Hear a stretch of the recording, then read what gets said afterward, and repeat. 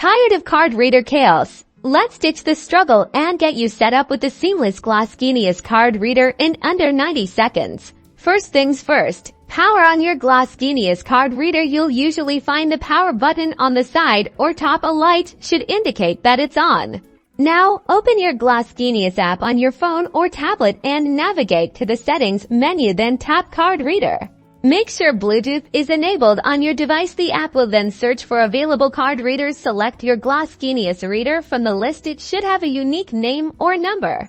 You might see a pairing request pop up on your device. Just tap pair or connect to authorize the connection.